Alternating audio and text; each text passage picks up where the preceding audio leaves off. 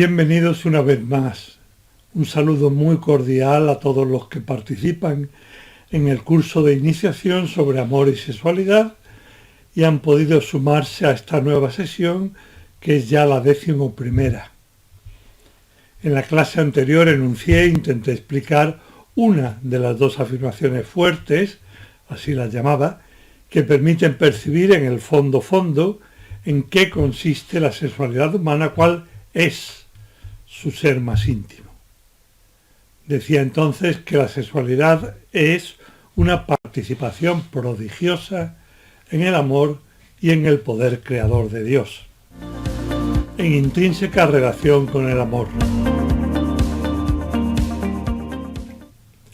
Antes, en las intervenciones destinadas a ponderar la belleza de la sexualidad, habíamos considerado que esa sublime grandeza sólo puede apreciarse en la medida en que la sexualidad se va descubriendo y ponderando como una realidad puesta por completo al servicio del amor.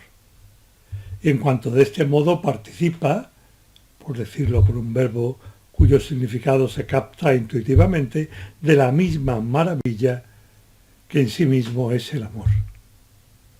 Por el contrario, y como consecuencia, nada se entiende de la sexualidad, sino que se la deforma y tergiversa por completo cuando deja de concebirse y de vivirse en conexión intrínseca constitutiva con el amor.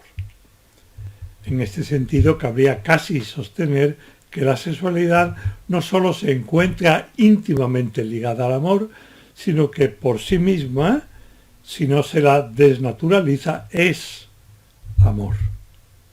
De modo análogo, semejante y desemejante, a como en una clase anterior mostrábamos que también el trabajo, visto en su ser más íntimo, se resuelve en última instancia en amor.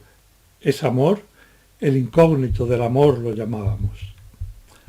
Algo de todo esto puede intuirse al recordar, apoyándonos en la clase pasada, que precisamente gracias a la sexualidad, el varón y la mujer participamos del mismo amor de Dios, más en concreto del amor intratrinitario, del amor que media entre las tres personas divinas.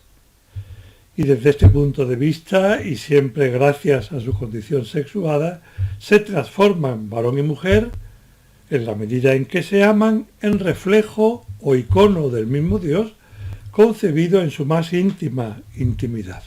Son imagen y representación de las mismas personas divinas que se dan, que se entregan y acogen recíprocamente de manera absoluta, plena, como fruto y encarnación de un amor también pleno y absoluto.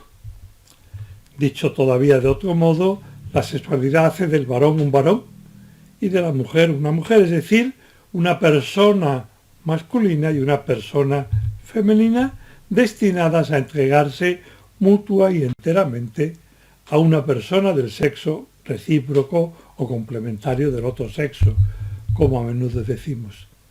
Y esa misma sexualidad es la que propicia, por tanto, el desarrollo, la consolidación y la fecundidad del amor entre un varón y una mujer, justo en cuanto varón y en cuanto mujer. Fíjense, porque esto ayuda a comprender lo que quiero decir y la grandeza de la sexualidad.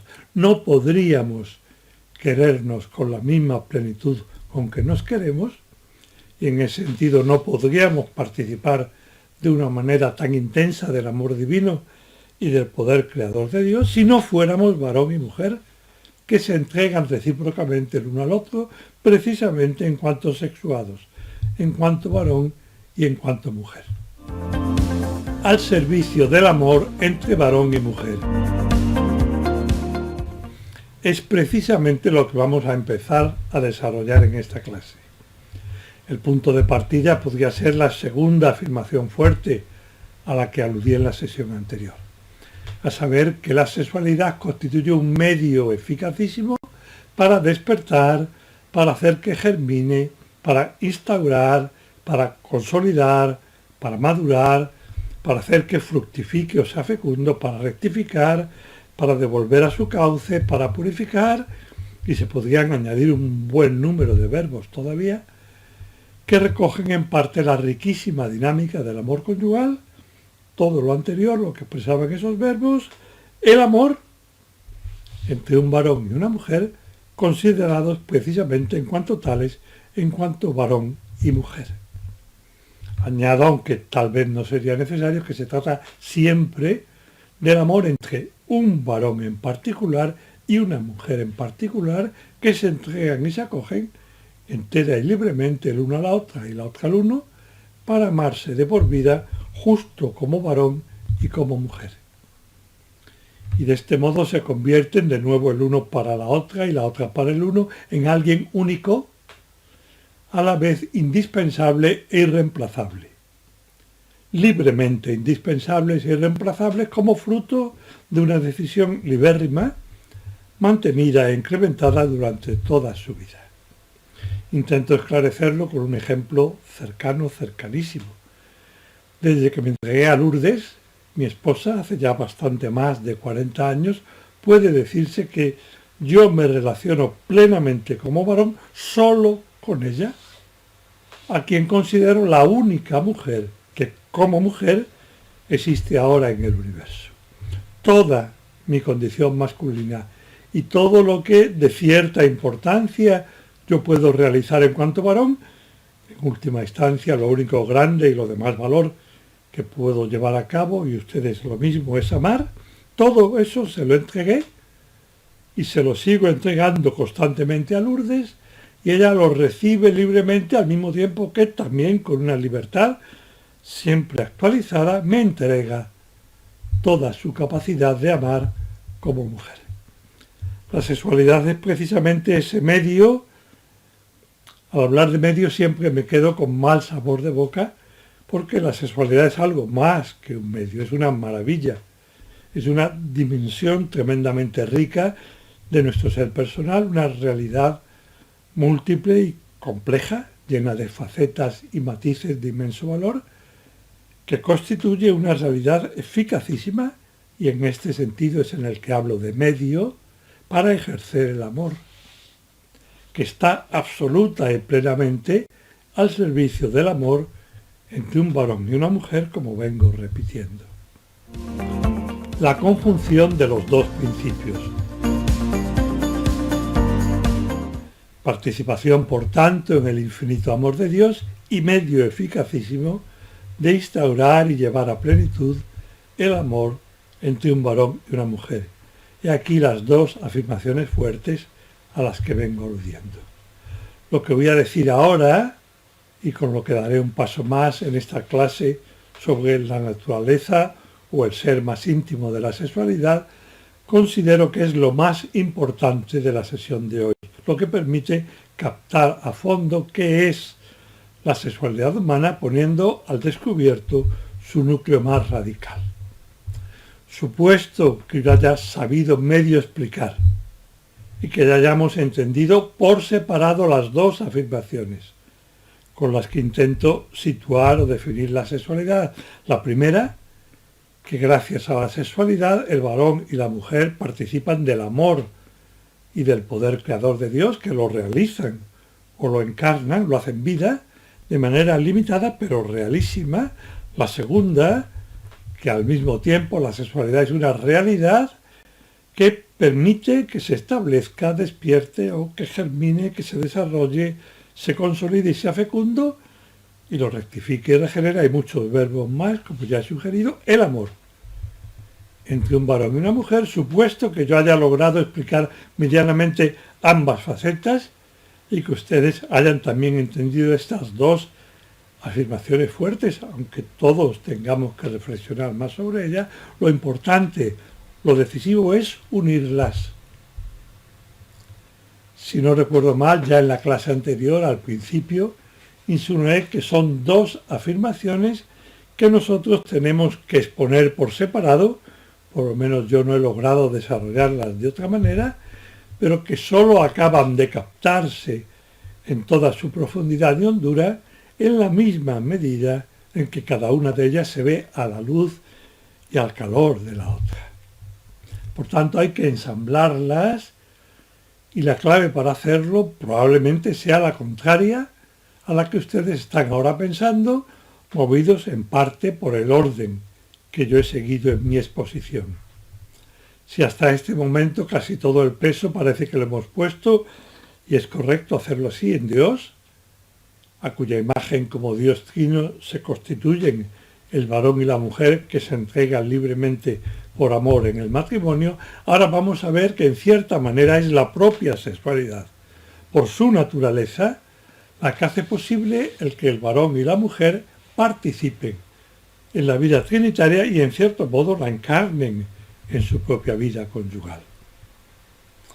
En efecto, la sexualidad puede ser lo primero que mencioné en la clase pasada y que he repetido hoy, es decir, el amor entre varón y mujer que se entregan en el matrimonio puede constituir un icono, una encarnación, una imagen de lo que es el amor divino intratrinitario, puede constituirlo precisamente porque esa relación entre varón y mujer de por sí, ya en el plano humano y con el sacramento elevado al plano sobrenatural, pero no sería necesario en este caso traer a colación el sacramento, porque ya de por sí la relación entre el varón y la mujer que se establece gracias a la sexualidad es capaz de dar vida, de crear y configurar un contexto, un ámbito de amor maravilloso, valiosísimo, donde el varón y la mujer pueden, si se empeñan, amarse de una manera radicalmente única y excelsa. O visto desde la perspectiva contraria, que es la que ahora más nos importa, porque ya en el plano humano la sexualidad está por naturaleza diseñada, podríamos decir, o llamada a establecer una relación maravillosa de amor entre el varón y la mujer, por eso constituye la realidad más adecuada para ser simultáneamente una participación en el amor infinito y en el poder creador de Dios.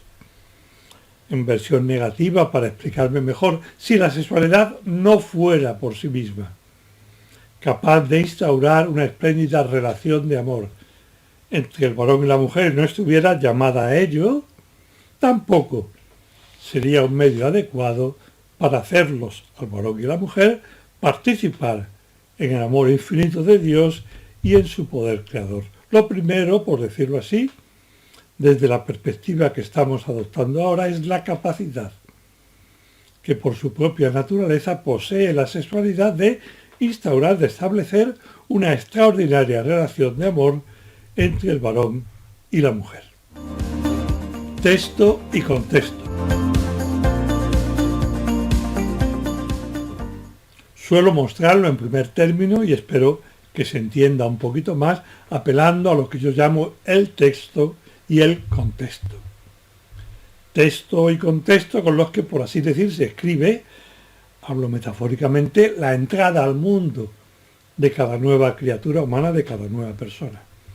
Explico lo que quiero decir.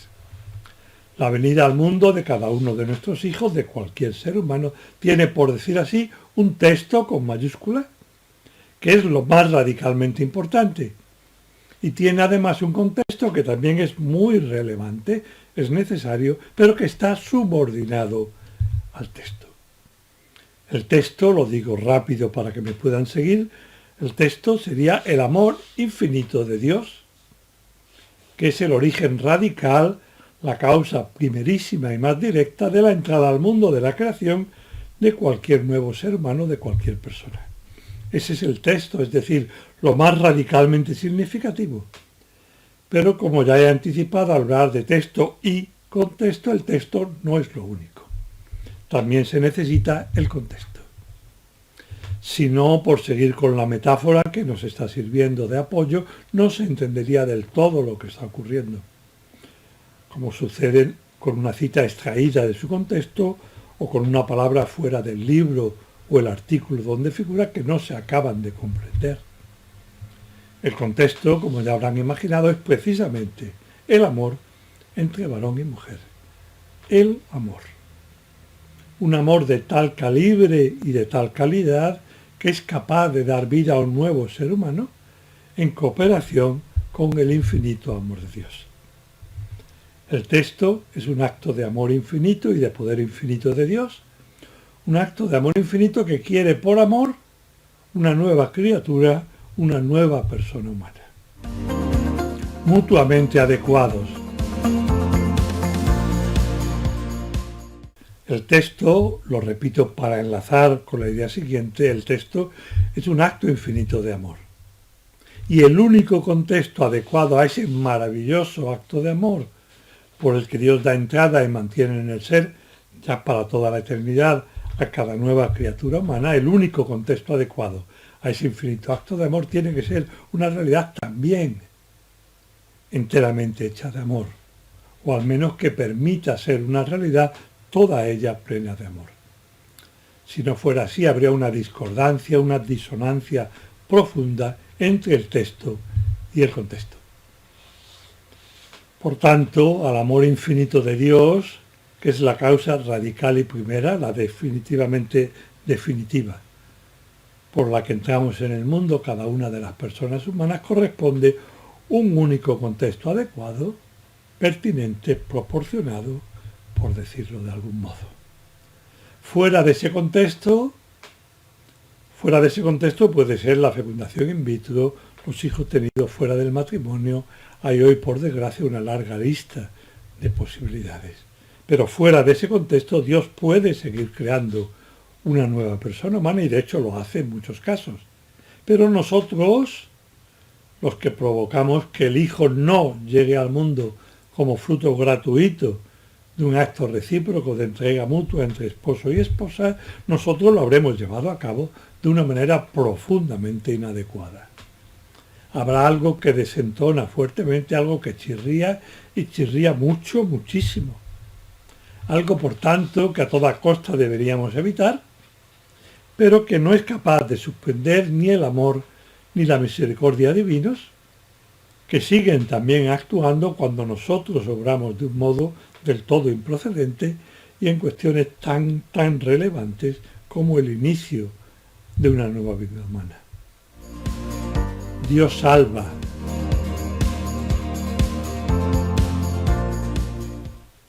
Quiero decir que en último término Dios salva, o expuesto con más claridad, que sea algo negativo que nos afecta a nosotros y nos afecta profunda y hondamente, sobre todo en la medida en que tenemos conciencia y voluntariedad actual de obrar de una manera no legítima, ese algo no afecta para nada en lo que atañe a lo más profundo de su ser a la nueva persona, que gracias al infinito amor de Dios sigue siendo tan absolutamente digna como cualquier otra persona humana.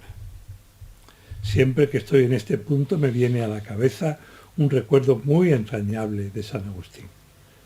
Ustedes saben que San Agustín tuvo un hijo natural fuera del matrimonio porque nunca estuvo casado. El nombre que le impuso fue Adeodato, dado por Dios.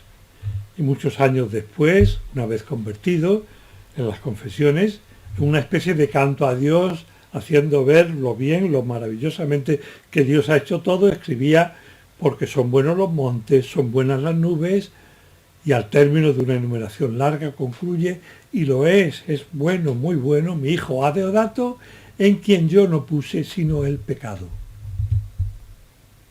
Creo que se entiende lo que quiero ejemplificar con esto. La persona del hijo, entre al mundo de la manera que entre, es maravillosa porque es siempre fruto de un acto directo del amor de Dios.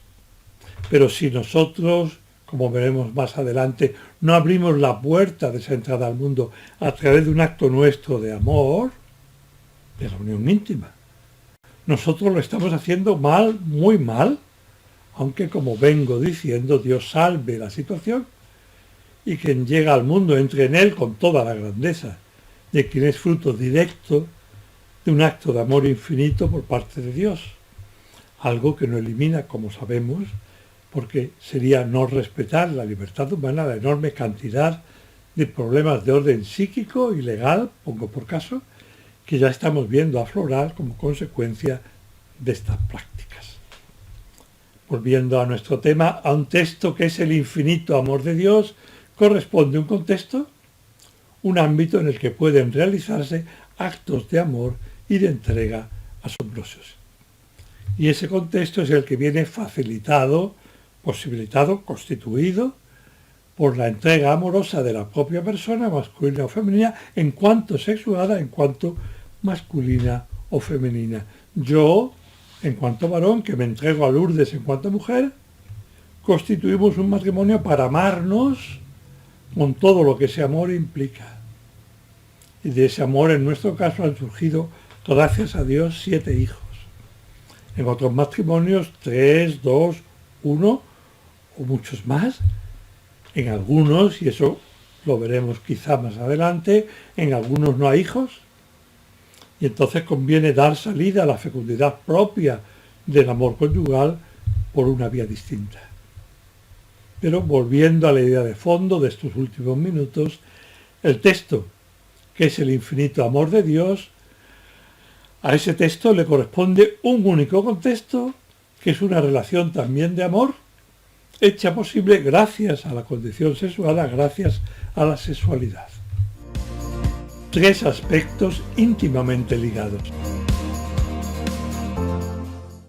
Si quisiéramos resumir en una frase amplia todo lo que hemos visto en esta clase y en la anterior, en las dos que intentan poner de relieve o sacar a la luz lo que sería el ser más íntimo de la sexualidad, su núcleo más profundo, lo que es en el fondo, como decía al principio de esta exposición, podríamos afirmar que hay una primera descripción de la sexualidad, que es una participación en el amor y poder creador de Dios, una segunda, por así decir, que es un medio para establecer, desarrollar y purificar y hacer fecundo y consolidar, y podríamos poner más verbos, pero no quiero hacerlo largo ni pesado, el amor entre un varón y una mujer, precisamente en cuanto tales.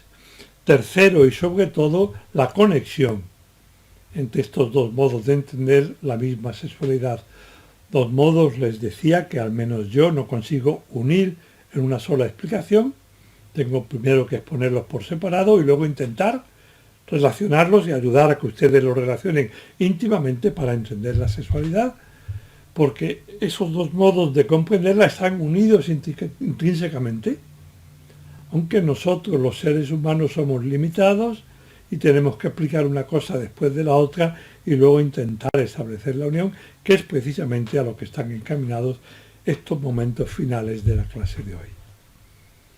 Fíjense, y estoy resumiendo la clase anterior y la actual, las dos que tratan sobre el ser más íntimo de la sexualidad, sobre lo que es en el fondo, podríamos decirlo así, porque la sexualidad, la condición de varón y mujer y el ejercicio de esa condición masculina y femenina de por sí, por su propia naturaleza, está llamada a crear un ámbito, una esfera de amor maravilloso, exquisito, entre un varón y una mujer.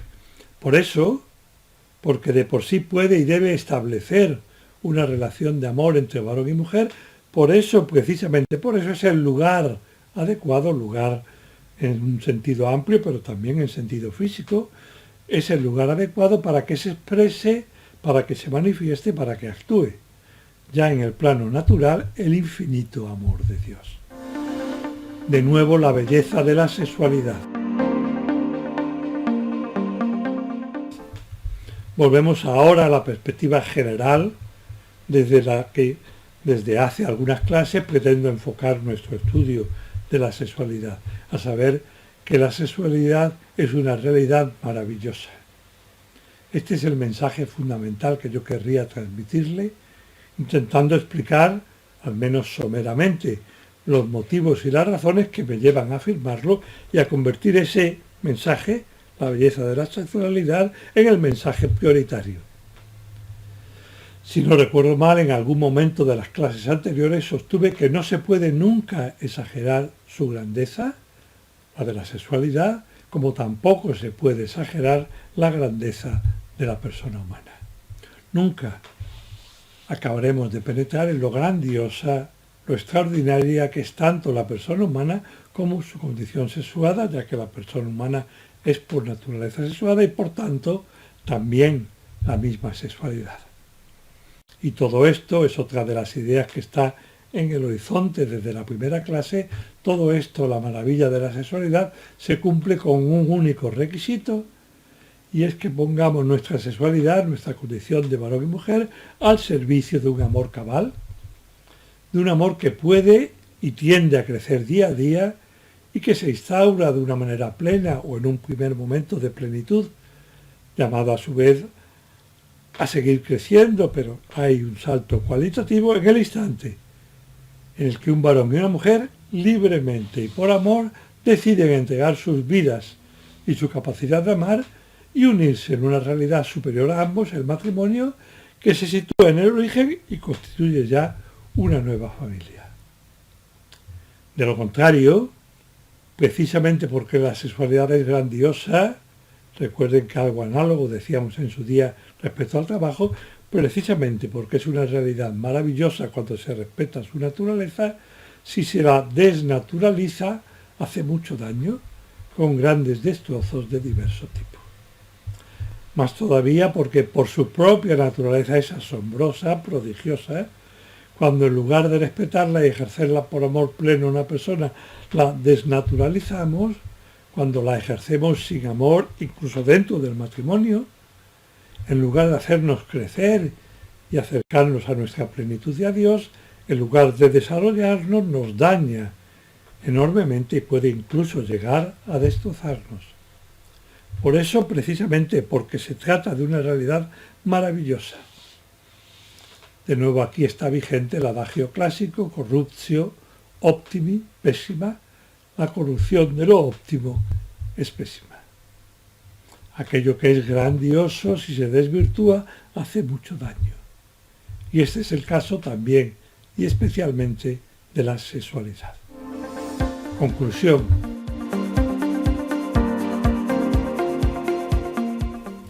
Podríamos concluir lo que hemos visto en las dos últimas clases, afirmando como resumen: 1.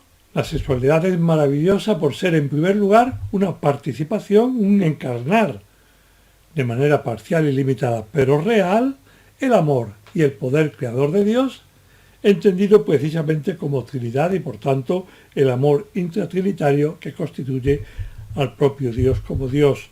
2. Es también extraordinaria por constituir simultáneamente un medio para, insisto en que los verbos que van a salir podrían ser otros y muchos más, pero hay un recorrido en la biografía amorosa de un matrimonio que empieza con una atracción en la cual la sexualidad interviene para despertar. Luego veremos que se trata del amor.